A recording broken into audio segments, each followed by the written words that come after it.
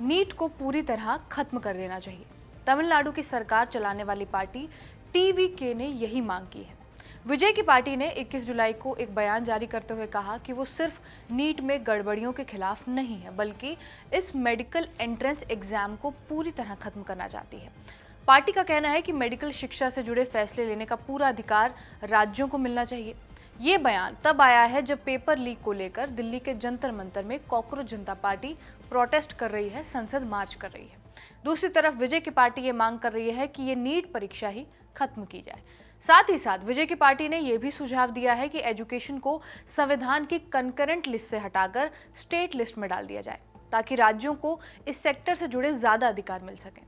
TVK ने अपने बयान में बिना नाम लिए विपक्षी पार्टी डीएमके पर भी निशाना साधा, ये कहते हुए कि हम झूठे वादे करके, जैसे हम खुद नीट हटा देंगे, ऐसी धोखेबाज राजनीति कभी नहीं करेंगे। डीएमके ने 2021 के विधानसभा चुनाव से पहले सत्ता में आने पर नीट खत्म करने का वादा किया था, जो पूरा नहीं हुआ था। टीवीके इस वादे को पूरा करने की बात कर रहा है। टीवीके का कहना है कि अगर एजुकेशन को स्टेट लिस्ट में लाने की कोई कानूनी प्रक्रिया से जुड़ी दिक्कत आती है, तो तब तक के लिए एक स्पेशल कंकरेंट लिस्ट बनाई जाए, जिससे राज्यों को शिक्षा, खासकर कि मेडिकल एजुकेशन पर पूरा अधिकार मिल सके। अब ये जान लेते हैं कि तमिलनाडु की सरकार नीट को खत्म क्यों करना चाहती है। 2013 में नीट आने से पहले भारत का मेडिकल एंट्रेंस सिस्टम काफी बिखरा हुआ था। उस समय कोई एक कॉमन एग्जाम नहीं होता था, बल्कि अलग अलग लेवल्स पर कई एग्जाम्स करवाए जाते थे। हर राज्य अपनी खुद की मेडिकल एंट्रेंस परीक्षा करवाता था, जैसे राज्य के सरकारी मेडिकल कॉलेजेस में एडमिशन के लिए अलग टेस्ट होता था। इसके अलावा देश के कुछ बड़े इंस्टीट्यूट जैसे कि एम्स और JIPMER अपना अलग एंट्रेंस एग्जाम करवाते थे, जिनका पैटर्न और सिलेबस भी अलग होता था। और AIPMT यानी all India pre medical test होता था। इस टेस्ट की शुरुआत 1986 में हुई थी और इसे CBSE करवाता था।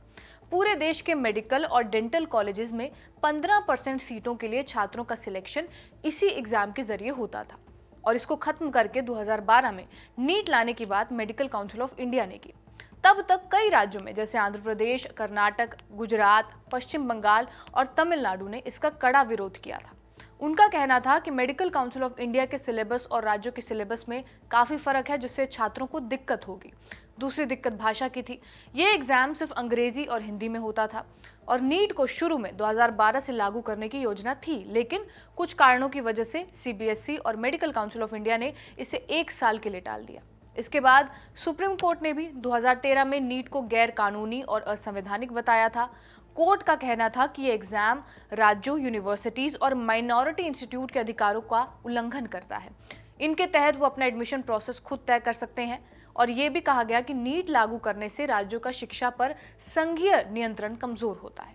इसके बाद CBSE ने 2014 में AIPMT कराने का प्लान बनाया और नीट पर अंतिम फैसला सुप्रीम कोर्ट के फैसले के बाद होना था। 11 अप्रैल 2016 को सुप्रीम कोर्ट अपने पुराने फैसले को वापस लेती है और केंद्र सरकार और मेडिकल काउंसिल ऑफ इंडिया को नीट लागू करने की अनुमति देती है, जब तक कि इस मामले पर दोबारा अंतिम फैसला ना हो जाए। इस तरह नीट को फिर से लागू किया गया। 5 मई 2013 को पूरे देश में एग्जाम करवाया गया, जिसमें अंडर ग्रेजुएट और पोस्ट ग्रेजुएट मेडिकल कोर्स में एडमिशन के लिए स्टूडेंट्स शामिल हुए। लेकिन 18 जुलाई 2013 को सुप्रीम कोर्ट ने कई याचिकाओं पर सुनवाई करते हुए नीट को रद्द कर दिया। इसके बाद 2016 में AIPMT एग्जाम को ही नीट का फेज 1 बताकर करवाया गया। भाषा की दिक्कत सुधारने के लिए 2017 में तमिल, तेलुगु, मराठी, बंगाली, असमिया और गुजराती जैसी भाषाएं जोड़ दी गई। इसके बावजूद भी नीट एग्जाम के खिलाफ एक स्टेट हमेशा से रहा है, वो है तमिलनाडु। नीट आने से पहले तमिलनाडु में मेडिकल एडमिशन का तरीका अलग था। वहां स्टूडेंट्स का सिलेक्शन 12वीं के नंबर के बेसिस पर होता था। सीधा मकसद ये था कि जो छात्र पूरे साल लगातार अच्छा पढ़ते हैं, उन्हें मौका मिले, ना कि सिर्फ एक एंट्रेंस एग्जाम के आधार पर फैसला हो।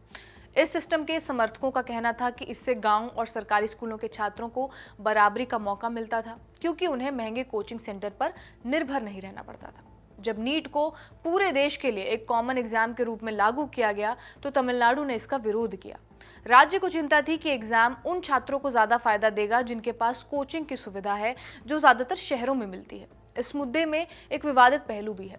कुछ लोग कहते हैं कि तमिलनाडु का नीट का विरोध उसके प्राइवेट मेडिकल कॉलेज सिस्टम से जुड़ा हुआ है। जहां लंबे समय से ज़्यादा फीस और डोनेशन को लेकर चर्चा होती रहती है। उनका मानना यह है कि नीट जैसे एग्जाम से एडमिशन ज़्यादा ट्रांसपेरेंट हो जाता है और इस सिस्टम पर असर पड़ता है। हालांकि राज्य सरकार और उसके समर्थक इस बात को गलत बताते हैं। उनका कहना है कि असली मुद्दा पैसे का नहीं है बल्कि बराबरी का है। उनके मुताबिक नीट में वही स्टूडेंट आगे बढ़ते हैं जो कोचिंग अफोर्ड कर सकते हैं। जरूरी नहीं है कि वही सबसे ज्यादा काबिल भी हों।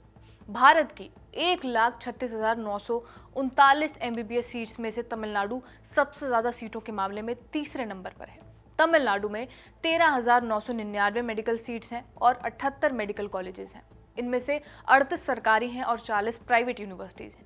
इतना बड़ा नंबर होने की वजह से तमिलनाडु में नए मेडिकल कॉलेज खोलने पर भी रोक लगी हुई है, क्योंकि नेशनल मेडिकल कमीशन के नियमों के मुताबिक हर 10 लाख आबादी पर सिर्फ 100 MBBS सीटों की सीमा तय है।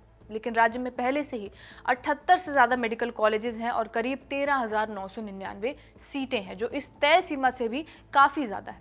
इस वजह से अब नए मेडिकल कॉलेज खोलने में भी दिक्कत आ रही है, और ये उस स्टेट के साथ हो रहा है जिसका सबसे ज्यादा इन्वेस्टमेंट ही मेडिकल इंफ्रास्ट्रक्चर पर होता है।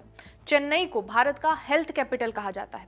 उस स्टेट को मेडिकल कॉलेजेस खोलने में दिक्कत आ रही है, यानी तमिलनाडु अपने हेल्थ इंफ्रास्ट्रक्चर पर इन्वेस्ट भी ठीक से नहीं कर पा रहा है।